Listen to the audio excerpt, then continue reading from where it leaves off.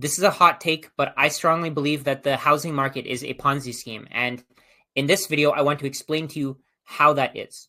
The main principle of what I'm trying to say here is that 30-year mortgages hold the entire housing Ponzi scheme together.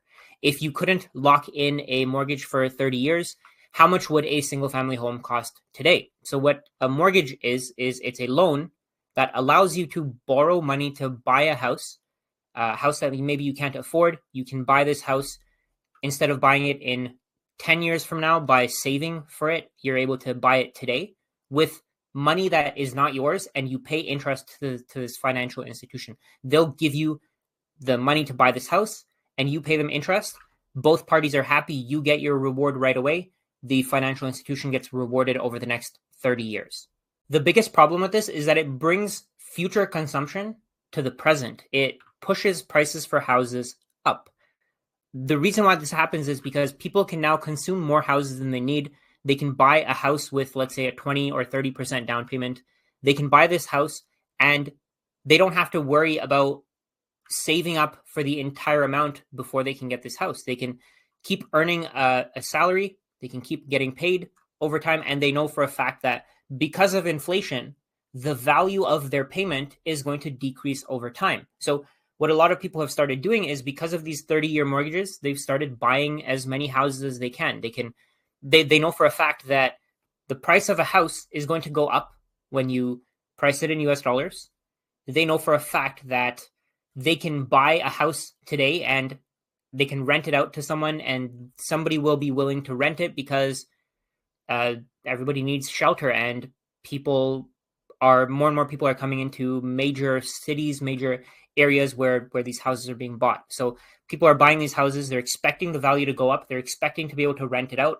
And the only reason why they can do this is because they can borrow that money. They can essentially rent that money. They can borrow that money for however long. They can take that money from the financial institution, pay it back over the next 30 years, and they're happy. And the financial institution is happy. The government is happy. Over time, what this does is it gives the landlord the idea that they're making money. They're profiting from this property.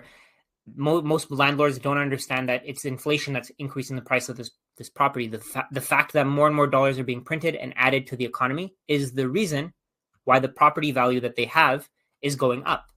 And if it weren't for these 30-year mortgages, first of all, it would cost a lot more for somebody to buy that house up front, meaning that they would have to delay their purchase, meaning that demand will decrease, supply would increase. If there's no 30-year mortgages, it's also not possible for the bank to extract a certain amount of value from that property every single year for the next 30 years, meaning that if you have to pay for the house up front in cash, then the bank can't finance your purchase. They can't turn houses into a financial product. You don't need that money from the bank, meaning that the bank doesn't earn interest, and the bank isn't able to extract wealth from, let's say if you're an investor, the bank isn't able to extract wealth from your renters. If you're a homeowner, the bank isn't able to take 3 to 5% of the value of the house from you every single year from your payments. The people who suffer here are the ones who are saving for a house that they want to buy. So if you're saving for a house for down payment 20, 30%, let's say you have to save $100,000 and it takes you 5 years to do that. In that 5-year period, home prices will have gone up even more because people are able to borrow money that's created out of thin air and increase the demand for those houses. And then the worst part of all of this is that if you do end up buying a house, the bank is going to take half of your profits. So if your house grows over time, the value of your house grows over time, you're using it as a savings vehicle to protect yourself against inflation. The bank is going to take half of your growth in the form of interest. Okay, so I'm going to show you a quick example of what I'm talking about here with banks taking half of the property value in interest. So let's say you have a 30-year mortgage for $200,000. You buy this house for $250,000. You put down $50,000 as a 20% down payment. You borrow $200,000. Your interest rate today is 6%. Your monthly payment works out to be $1,199.10. But over the next 30 years, you've paid, so 30 years, total interest, 360 monthly payments, you've paid $231,000 in interest alone. And if you look at the statistics for how people pay off their properties, people buy their houses, they buy the house, and within 8 to 10 years on average, people move to another house. And then within another 8 to 10 years, they move to another house. So what they do is, in the first 10 years, they're paying the majority of their payments towards interest. If you see this interest column here, this is the column. If you see this interest column here, you can see that in the first 10 years, if you just add this up, it works out to be about $110,000 paid towards interest alone. And in the first 10 years, they've paid off. So we bought the house for $250,000. We paid $50,000 as a down payment, and $167,000 of that borrowed amount. We borrowed $200,000. $167,000 of that borrowed amount is left over. So we paid off $33,000. So in the first 10 years, in this period, the total payments worked out to be $143,000, about $143,000. If you multiply this 1199.10 times 120, gives you about $143,000. So like I said, out of that $143,000 that went towards the house, the payments on the house, the majority of it went to interest.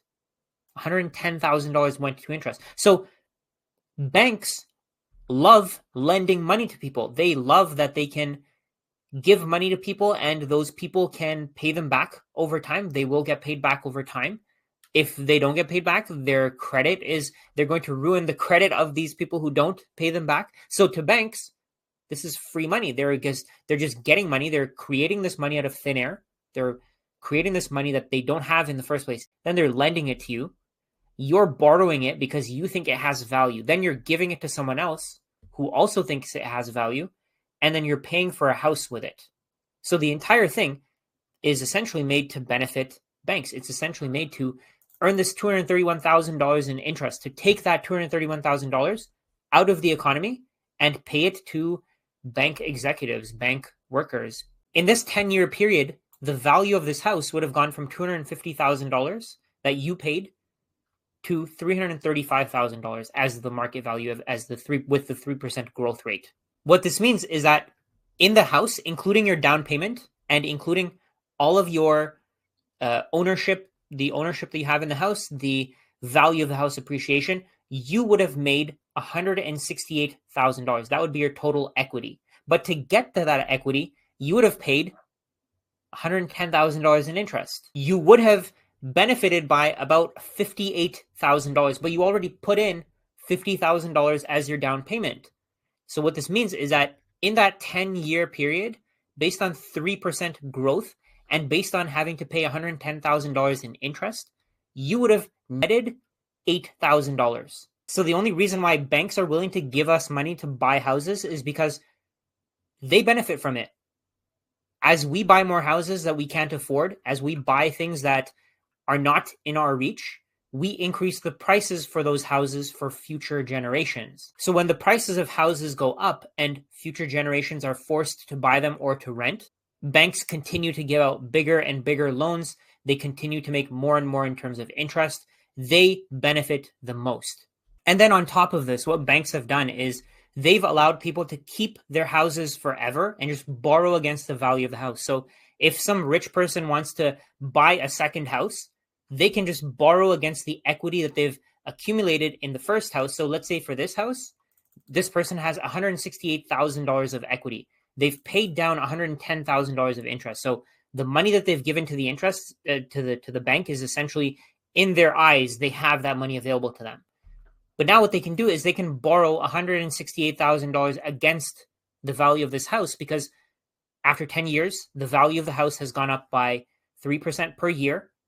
They now have $168,000 of equity. Maybe they can borrow 80% loan to value on that. Maybe they can borrow $120,000, $130,000. But essentially what they can do is they can borrow that $120,000, $130,000, and they can use it to buy even more assets. So just to close that loop, banks have essentially turned houses into a financial product that they can lend against they can use those houses as collateral, and the rich have started accumulating as many houses as they can because they know for a fact that they can buy this house, they can build their equity, and at the same time, they can consume and they can do whatever they want with the money in that house, that equity in that house. In this case, the bank is the one that gets the biggest benefits from this because they have guaranteed income coming in from interest payments. They know for a fact that people will always want houses as long as they can buy them and they can delay the purchase of it over the next 30 years. People will want to buy more and more houses because they know for a fact that their investment will go up in price. So what they've done is they've created this money out of thin air. They've allowed people to use it to buy houses, buy shelter, things, something that people need, and it's a mandatory requirement for survival. It's the base layer of the Maslow's hierarchy of needs. People need this to survive. What banks have done is they've turned it into a financial product. And now the entire financial industry pretty much relies on banks to survive.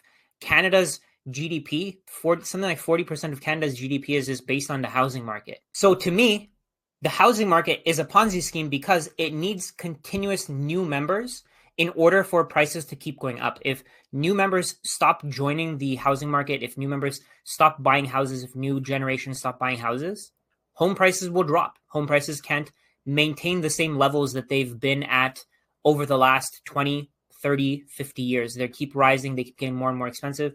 More and more people can't afford to buy a house to live in. They can't afford to pay for a house and build a family and just afford the basic standard of living. So a lot of people will say that houses are valuable not because the financial market, not because they're financialized products. It's because they have utility. People will always need shelter. People will always need a place to live in. And I get it. But the problem with this is that the people who you're trying to rent to may not need your house. The people who you're trying to make a profit from may not need your house specifically. When there's a profit to be made, other market participants will try to take that profit from you. Housing is very profitable for landlords. Landlords are making $200-300 positive cash flow every single month from some of the houses that they're renting out. And this $200-400 in cash flow is seen as an opportunity by other investors, other market participants. So there are now hedge funds that have joined the housing market. So they're buying single family homes. They're buying houses because they expect the value of houses to keep going up. They think that house prices can only go up because people will continuously need properties. But then they're going to see that if they can't borrow money to buy these houses, the housing market is no longer profitable to be invested in. What real estate investors need to understand is that the people who are in the market to rent a house, they don't specifically need your house. More houses can be built. There are better technologies to build houses now. There are stackable homes. There are different types of technologies where you can just build a house in a factory and you can take 4 walls and a roof to a different site, different area, and you can build that house within 2 to 3 business days. But then there are also people who think that their property is valuable because land is limited. And I don't really think this is the case anymore either, because we've seen countries like Dubai actually build more beachfront property and house something like 10,000 people. The only limitation with land is being able to build single family homes on the ground level. If we build higher and higher, the amount of land is irrelevant. There's going to be more 75-story buildings. There's going to be more 100-story buildings. People are basically going to be living on top of one another if there's not enough land. So land technically is not a limitation. As we can build higher and higher, the amount of properties that people can have on one plot of land will also increase over time. I think this is a huge problem for real estate investors because if you own a property in, let's say, some suburb, you're trying to rent it out to people as much as you can, you're trying to make the profits from renting it out, and there's suddenly this mega development of 3D printed homes, or there's a condo company that took over a massive plot of land in your area, and now they're building condos. They're building 500 condos, or they're building 1,000 condos. What happens to the value of your specific property? Your property decreases in value because the supply of real estate has suddenly increased. The amount of real estate that's available to be bought has suddenly increased. The main goal that people have when they're looking for a property isn't to buy the biggest house or to buy a property in a specific area. Their goal is to satisfy their need for shelter. They want to feel safe at night. They want to be able to have a place where they can keep their belongings. So when people think that property values will continue to go up forever because land is limited or because shelter is always going to be a basic human need, I think they're completely misinterpreting where the real estate market is going to go in the future. Over the next 10, 20, or 30 years, I think what they're going to deal with is house prices going down because supply is going to increase significantly as technology makes it easier to build houses, makes it cheaper, and it makes it much faster. I personally think that this is going to lead to a complete collapse of the real estate Ponzi scheme. The banking system is part of this Ponzi scheme, and I think the banking system is going to collapse along with it. Today, a lot of real estate investors aren't able to think this far ahead. They're going based on their assumption that in the past, real estate was always valuable, and in the future, it will always be valuable. But they're not realizing that the only reason why real estate is valuable is because you can bring your future consumption to the present, and you can buy a house that you can't afford. If you had a choice between buying a house that's 3D printed and it costs you only $150,000 versus a house that's $500,000, $600,000 and not 3D printed, I'm pretty sure you would go with the 3D printed house, even if it looks extremely ugly and it doesn't look great at all. I also think that because of this, the smart investors are going to move their money into Bitcoin. And if you watch the video on your screen right now, you're going to see a comparison between real estate and Bitcoin.